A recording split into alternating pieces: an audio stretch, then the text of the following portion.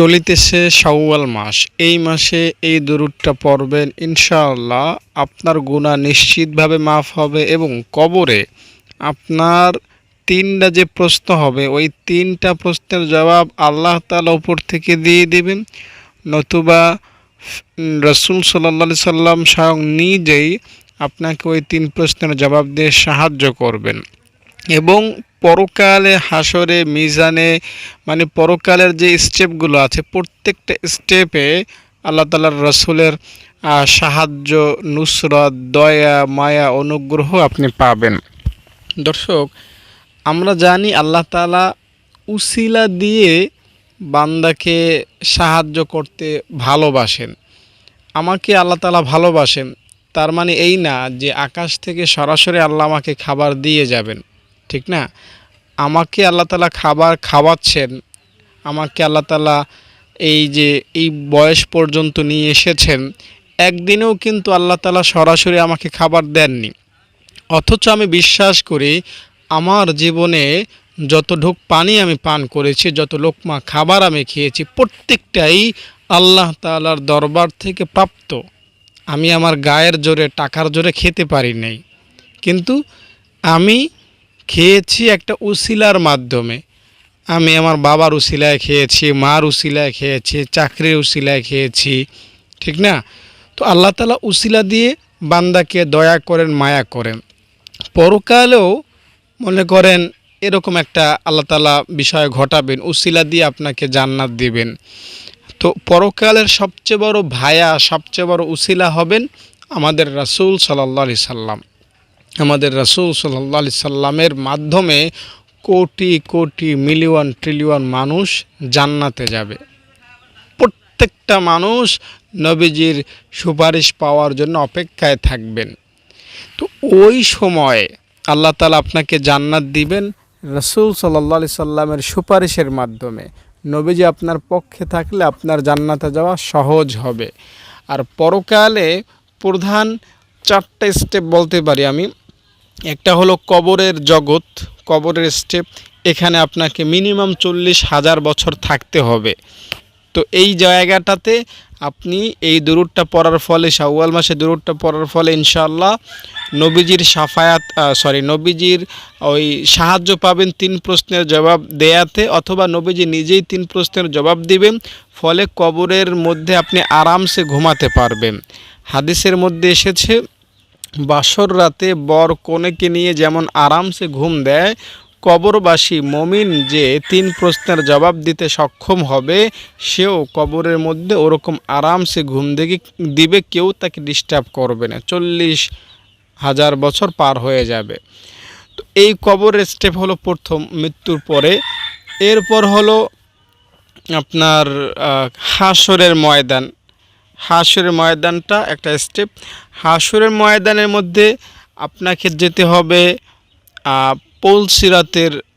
প্রথমে যেতে হবে আপনাকে মিজানের দাঁড়িপাল্লার কাছে, ঠিক আছে? প্রথমে যেতে হবে মিজানের দাঁড়িপাল্লার কাছে। তার আগেও আরেকটা স্টেপ হলো হাউজে কাউসারের পানি পান করা নিয়ে। দেখুন, হাসরের ময়দানটা সূর্য থাকবে মাথার 1 হাত উপরে। তো ওই জায়গায় পানির পিপাসা, কে নবী, কে ওলি, কে পীর, কে বদমাশ, কোনো ভেদাভেদ নেই, সবারই পানির পিপাসা লাগবে। তো সবাই পানির খাওয়ার জন্য হাউজে কাউসারের কাছে ভিড় করতে চেষ্টা করবে। তো এরপরে আমরা যাব হলো মিজানের দাঁড়িপাল্লার কাছে, যেখানে নেকি, বদি, ওজন দেওয়া হবে। এবং সর্বশেষ আমরা যাব পোল সিরাতের ব্রিজের কাছে। তো এই চারটা মূলত ধাপ আছে পরকালে। এরপরে হয় জান্নাত, না হয় জাহান্নাম, এগুলো পার করতে হবে। তো এই প্রত্যেকটা স্টেপে, প্রত্যেকটা ধাপের সর্দার নেতা হলেন আমাদের রাসূল সাল্লাল্লাহু আলাইহি সাল্লাম।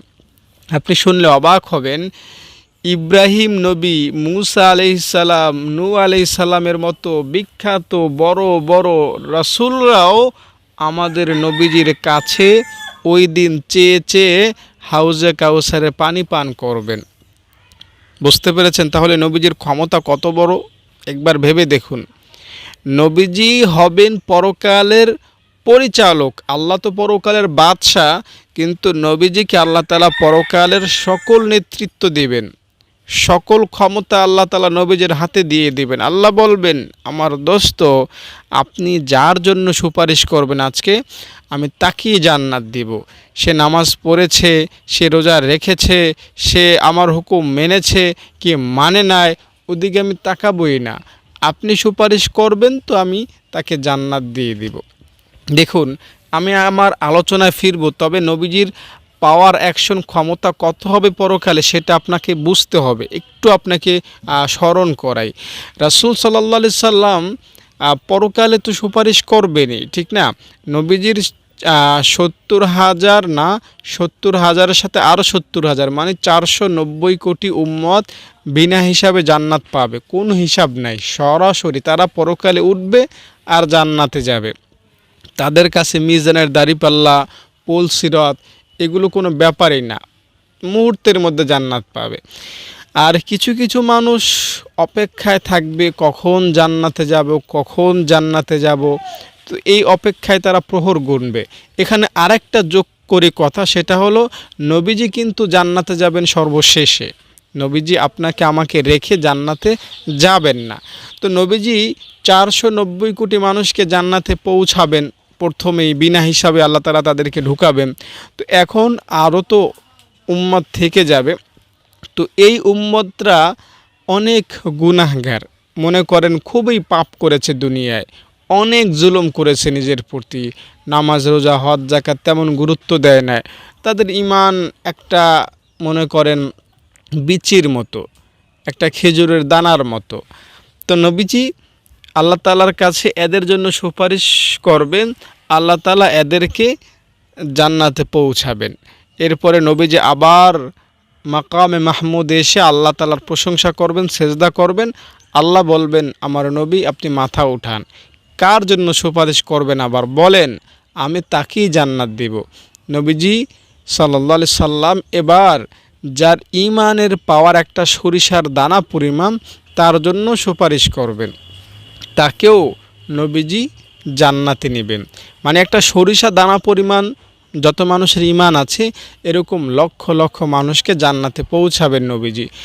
এরপরে আবারও নবীজি সিজদায় পড়বেন, কারণ আরও অনেক উম্মত রয়ে গিয়েছে, জাহান্নামের কাছে চলে গিয়েছে অলরেডি।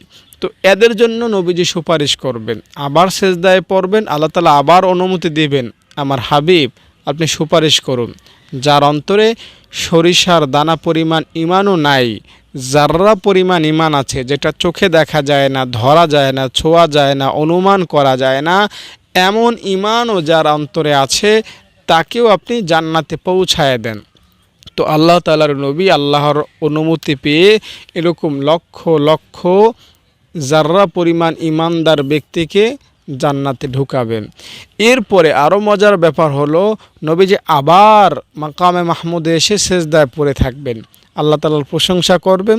আল্লাহ তাআলা সহ্য করবেন না, আল্লাহ তাআলা বলবেন, আমার নবী আর প্রশংসা করতে হবে না, আপনি কার জন্য সুপারিশ করবেন বলেন, আপনার আর প্রশংসা করার দরকার নাই, আপনি এবার যান, আপনি জাহান্নামে, যার ঈমান যাররা পরিমাণও নাই, যাররা পরিমাণও যার ঈমান নাই, মানে যেই ঈমান এত ছোট, যেটা চোখে দেখা সম্ভব না, যেটা মাইক্রোস্কোপ যন্ত্র দিয়ে দেখাও কোনোভাবেই সম্ভব না, যেই ছোট, এত ছোট জিনিস যেটা বিজ্ঞান দেখতে সক্ষম হবে না, এত ছোট ঈমানও যার অন্তরে থাকবে, আল্লাহ তাআলা বলবেন, যান আমার হাবিব এদেরকেও আপনি জাহান্নাম থেকে বের করে জান্নাতে পৌঁছায়া দেন।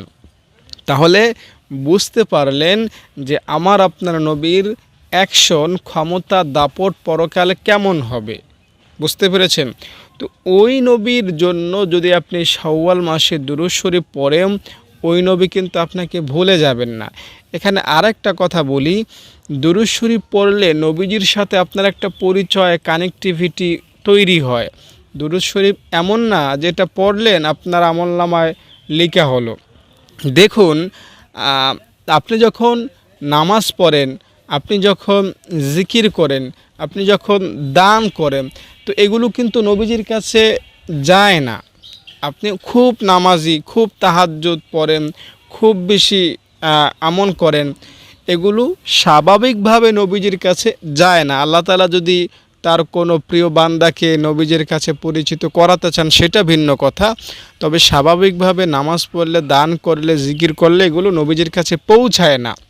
কিন্তু আপনি যখন দুরূদ শরীফ পড়েন, আপনার নাম, বাবার নাম সহকারে নবীজির কাছে পৌঁছানো হয়। তো আপনার নামটা নবীজির কাছে যতবার পৌঁছাবে ততবারই তো আপনার সাথে নবীজির একটা পরিচয় হবে, নবীজি আপনাকে তত বেশি তো চিনবেন, ঠিক না? তো যেই নবীজি দুনিয়ায় থেকেই আপনাকে চিনবেন, সেই নবী কি পরকালে আপনাকে ভুলবেন? এটা কোনোভাবেই সম্ভব হতে পারে না। তাই পরকালে নবীজির সাহায্য পাওয়ার জন্য এই দুনিয়াতে থাকতে দুরুদে অভ্যস্ত হতে হবে। ওই যে বললাম, কবর, মিজান, কাউসার আর পুলসিরাত, এই 4টা স্টেপে নবীজি থাকবেন। বুঝতে পেরেছেন? আপনার কবর শান্তির হবে না অশান্তির হবে, এটা কেমন যেন আমাদের নবীজি ডিসাইড করবেন, নবীজিই সিদ্ধান্ত নেবেন। বুঝতে পেরেছেন? আসলে আমরা জানি না আমাদের নবীজিকে আল্লাহ কত ক্ষমতা দিয়ে রেখেছেন, যার কারণে আমরা মোহাম্মদ নামটা শুনলে তেমন নড়ে চড়ে উঠি না, মুখ দ্বারা দুরুদ আসে না। যদি আমরা প্রকৃতভাবেই আমাদের নবীজির শান, মান, ক্ষমতা উপলব্ধি করতে পারতাম, তাহলে নবীজির নাম শুনলে স্থিরভাবে বসে থাকতে পারতাম না, মনের মধ্যে কম্পন তৈরি হয়ে যেত, নবীজির জন্য ভালোবাসা জোয়ারের মতো উতলেই উঠত। আমাদের নবীজি কি একটু ভেবে দেখুন, আপনি পরকালে ওই যে মিজানের দাঁড়িপাল্লার কাছে যাবেন, ওইখানে আমাদের নবীজি থাকবেন।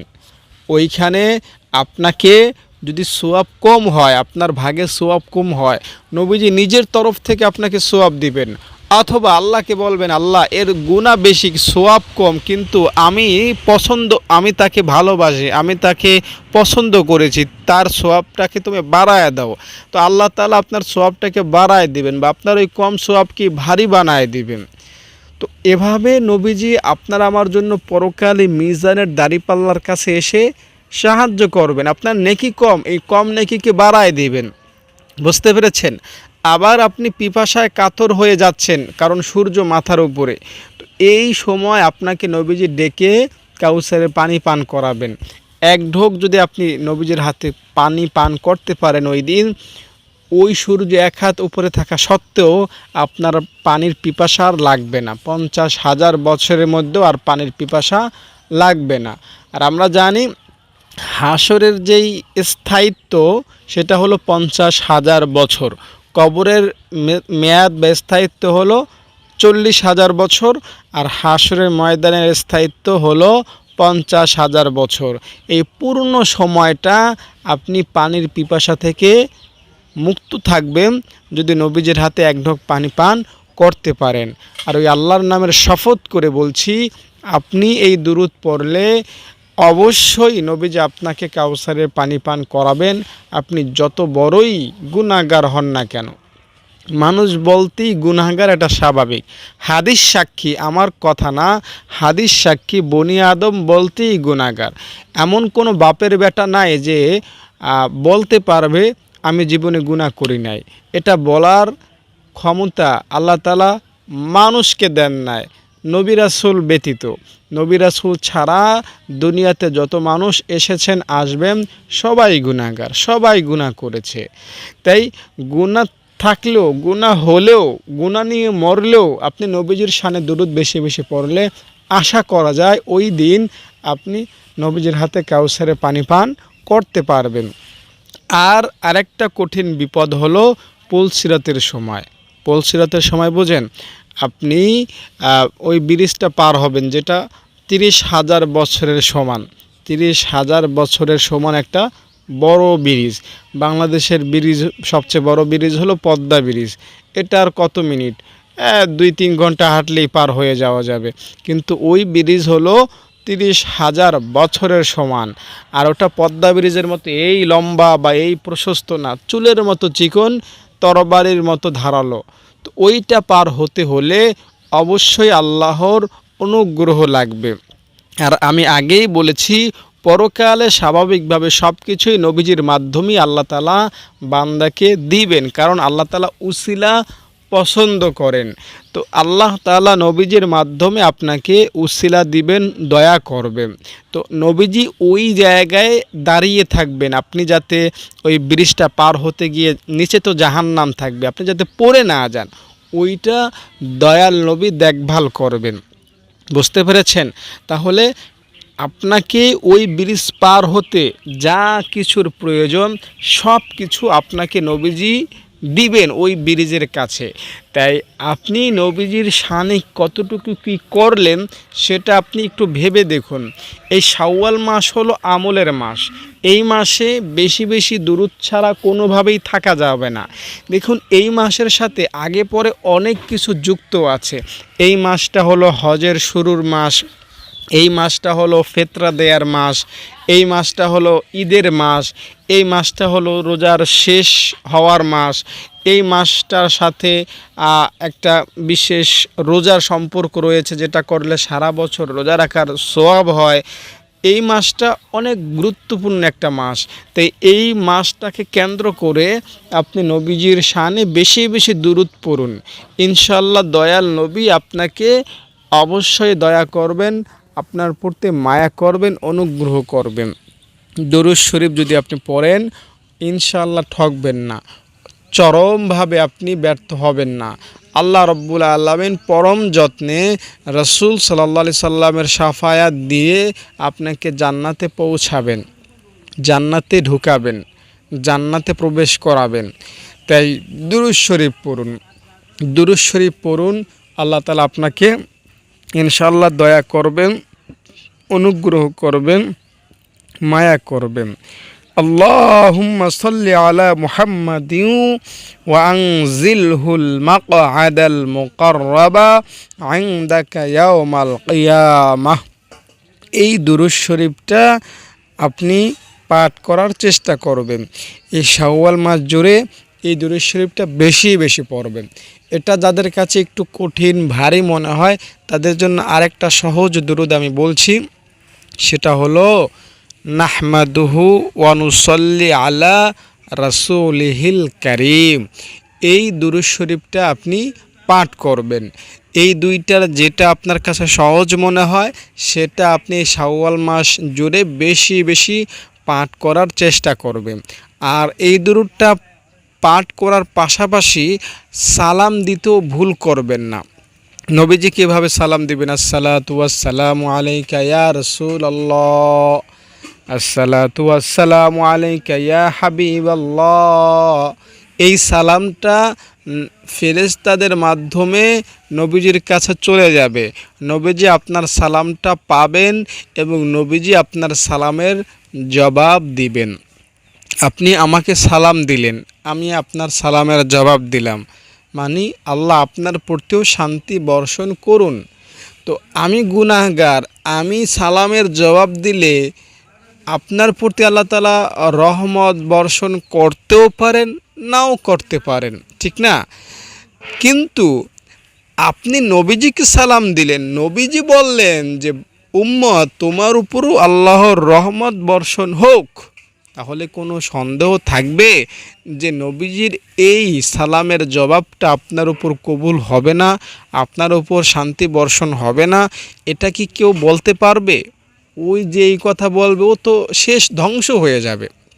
তাই নিশ্চিত নিঃসন্দেহে আমি দুরূদ সালাম প্রসঙ্গে এ কারণেই এত বিশ্বাস, এত দৃঢ়তা, এত গ্যারান্টি সহকারে বলতে পারি, যে ব্যক্তি নবীজির শানে দুরূদ পড়ে নবীজিকে সালাম দেয় সে জাহান্নামে যেতেই পারে না। কারণ নবীজি যার জন্য দোয়া করে দিলেন যে তোমার উপরও আল্লাহর রহমত বর্ষণ হোক, যার উপর আল্লাহর রহমত বর্ষণ হয়ে গেল সে কিভাবে জাহান্নামে গ্রেফতার হতে পারে?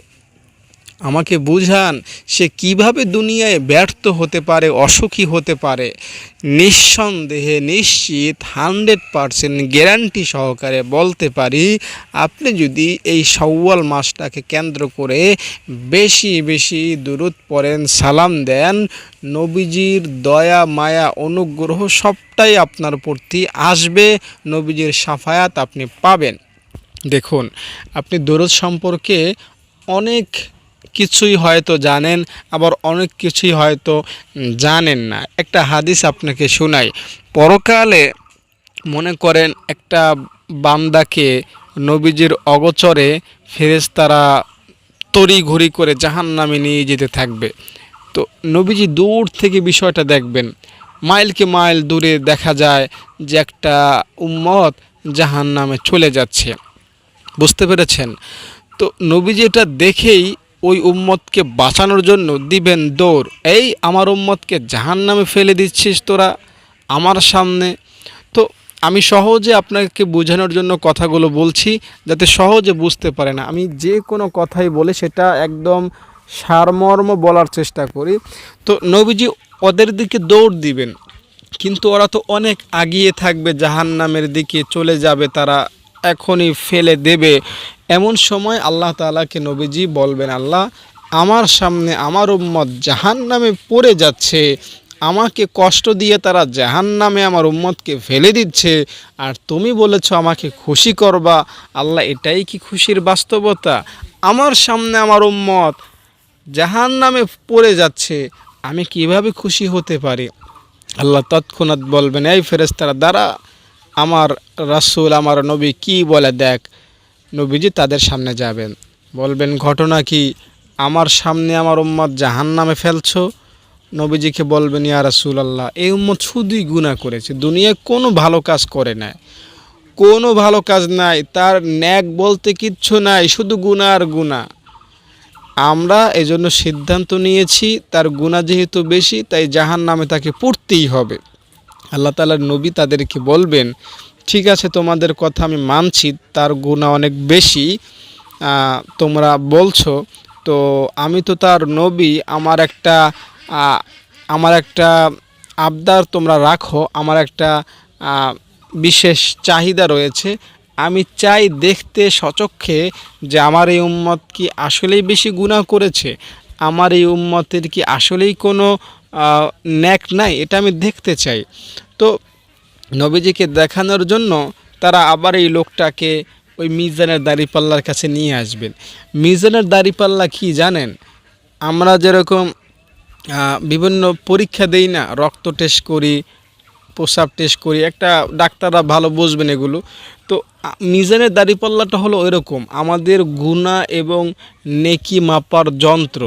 এটা ভালোভাবে চেক করবে। আপনি নামাজ পড়লেন, এটা কি মানুষ দেখানোর জন্য না লোক দেখানোর জন্য, এই সব কিছুই মূলত মিজানের দাঁড়িপাল্লায় চেক ঠেক করে আপনাকে একটা ফাইনাল রেজাল্ট বের করবে আপনার জন্য, যে আপনি এত পার্সেন্ট ন্যাক কাজ করেছেন, এত পার্সেন্ট গুনাহ করেছেন।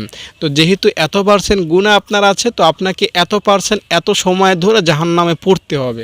সব কিছু ক্যালকুলেটর করে মিজানের দাঁড়িপাল্লা একটা হিসাব আপনার জন্য বের করবে। আবার আপনার যদি ন্যাক বেশি হয়, তাহলে মিজানের দাঁড়িপাল্লা ক্যালকুলেশন করে একটা হিসাব বের করবে যে আপনি এত সময় এত এত নাজ নেয়ামত আপনি জান্নাতে পাবেন। মূলত এটাই হলো মিজানের দাঁড়িপাল্লার কাজ। মিজানের দাঁড়িপাল্লা আপনার সোয়াবটা এবং গুনাহটা ভালোভাবে বের করে। তো ওই জায়গায় নবীজি আসবেন এবং আপনার যে গুনাহ, সেই গুনাহগুলো অপর পাল্লায় রাখবেন। এভাবেই মূলত নবীজি আপনার আমার জন্য মিজানের দাঁড়িপাল্লার কাছে সাহায্য করবেন। যদি ন্যাক কম হয়, ন্যাক বেশি বানাতে নবীজি সাহায্য করবেন, বা আল্লাহ তাআলার কাছে বলবেন, আল্লাহ, এর 2টা নেকি কম, গুনাহ তো অনেক, এই গুনাহের বিপরীতে 2টা নেকি কম, এই 2টা নেকি তুমি তাকে দিয়ে জান্নাত দিয়ে দাও। আবার বলবেন, আল্লাহ, আমার এই উম্মতটা 100 গুনাহ বেশি করেছে, তো 100 গুনাহ তুমি মাফ করে গুনাহ নেকি সমান সমান হিসাব ধরো, এরপর তুমি রহমত করে তাকে জান্নাত দিয়ে দাও। তো এভাবেই মূলত নবীজি মিজানের দাঁড়িপাল্লার কাছে আপনার আমার জন্য দয়া করবে। তো ওই লোকটা কি মিজানের দাঁড়িপাল্লার কাছে আনবেন এবং নেকির জায়গায় নেক, গুনাহের জায়গা গুনাহ, তার নেক তো তেমন নাই, বুঝছেন? গুনাহ আর গুনাহ মাপ যখন দেওয়া হবে, দেখা যাবে অনেক গুনাহ নেকির পাল্লা একদম উপরে উঠে গিয়েছে, আর গুনাহের পাল্লা নিচের দিকে চলে গিয়েছে। তো এমন সময় রাসূলুল্লাহ সাল্লাল্লাহু আলাইহি সাল্লাম তার নিজ তরফ থেকে একটা কাগজের টুকরা ওই নেকির পাল্লার মধ্যে রাখবেন। ভেবে দেখুন, এই লোকটা গুনাহ করেছে, সওয়াব তেমন করেই নাই। এই কারণে সওয়াবের পাল্লা উপরে, গুনাহের পাল্লা নিচে, ঠিক না? এই কারণেই তো তাকে জাহান্নামে নিয়ে যাচ্ছিল। তো এমন একটা গুনাহগার, এমন একটা নিশ্চিত জাহান্নামীকে নবীজি কীভাবে বাঁচালেন একটু শুনুন। নবীজি একটা কাগজের টুকরা ওই সওয়াবের যে পাত্র, সওয়াবের যে দাড়িপাল্লা ওটার মধ্যে রাখবেন, সাথে সাথে সেটা নিচের দিকে দেবে যাবে আর গুনাহগুলো উপরের দিকে উঠে যাবে।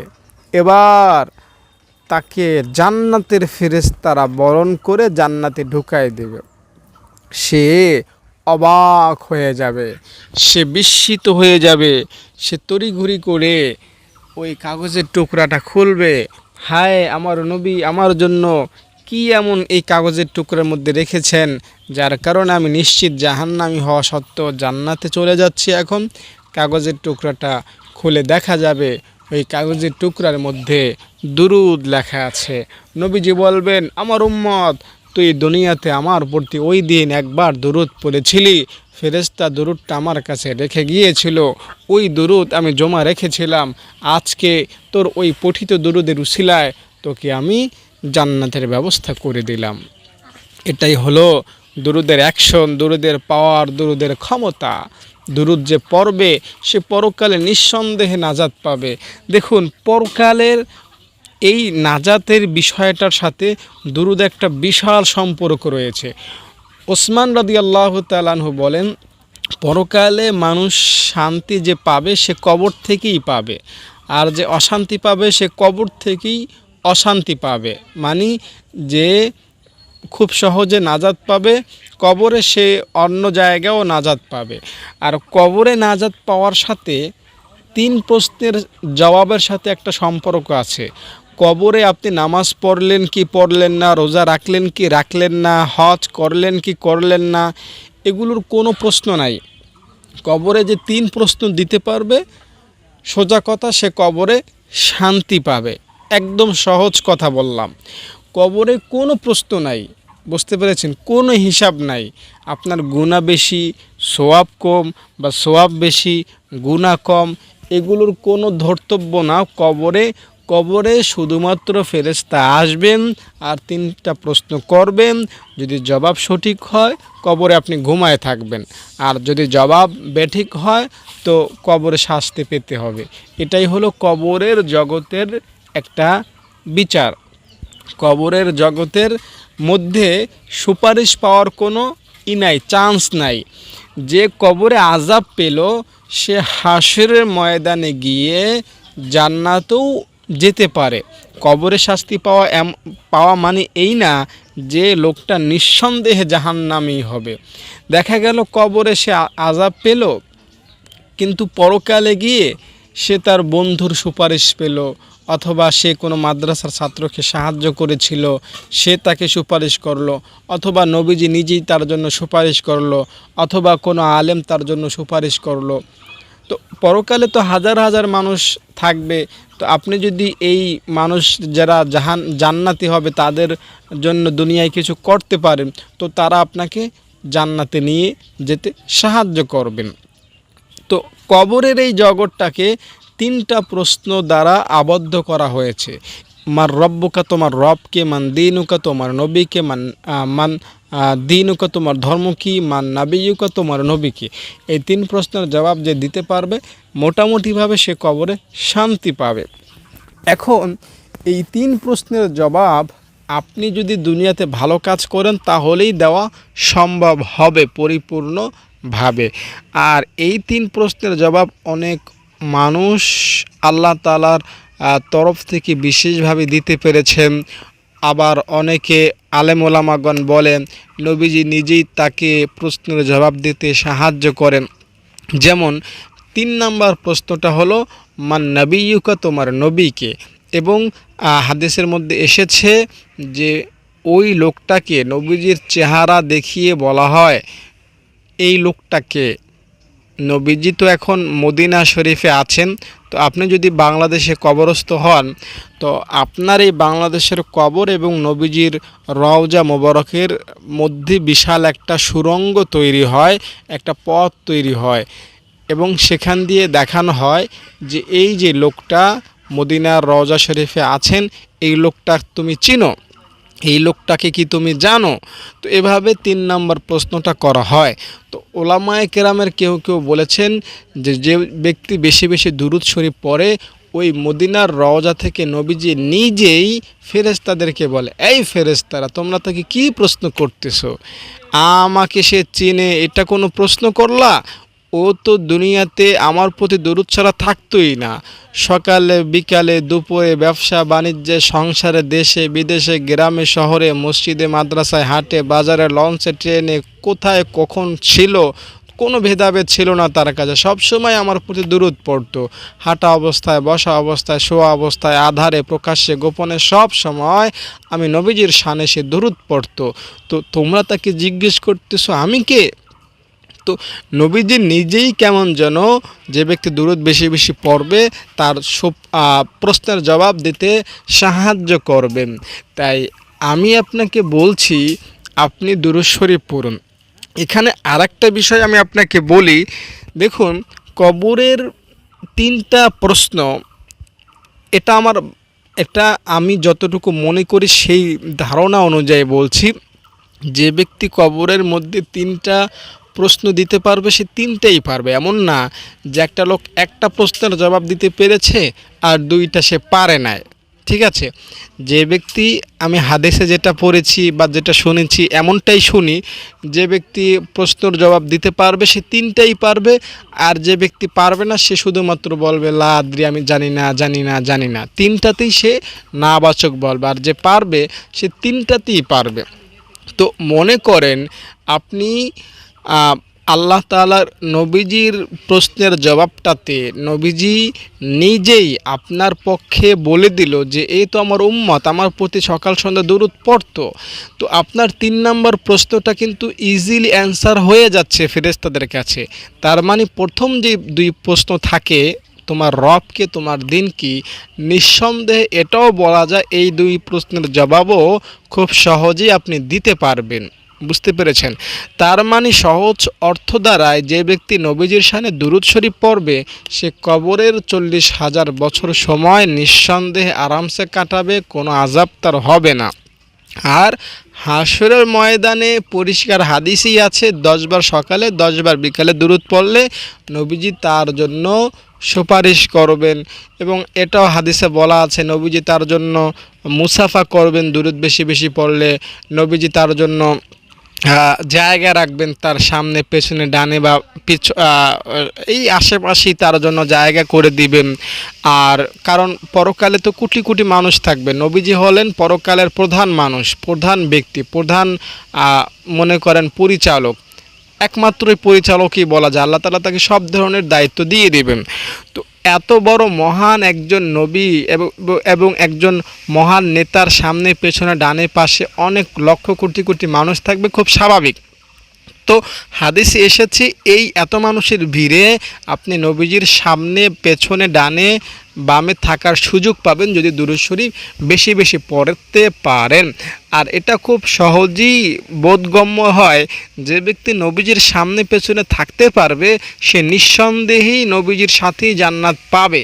তার মানে হলো ফাইনাল কথা হলো দুরূদ যদি আপনি পড়েন তো এর একদম চূড়ান্ত ফলাফল হলো নবীজির সাথে জান্নাতে পৌঁছানো, গুনাহ মাফ হওয়া এবং নেক লাভ করা এবং দুনিয়াতে ব্যর্থ না হওয়া, সুখ শান্তি পাওয়া, এগুলো দুরূদের মনে করেন কিছু কিছু ছোটোখাটো একটা উপকার বা ফজিলত।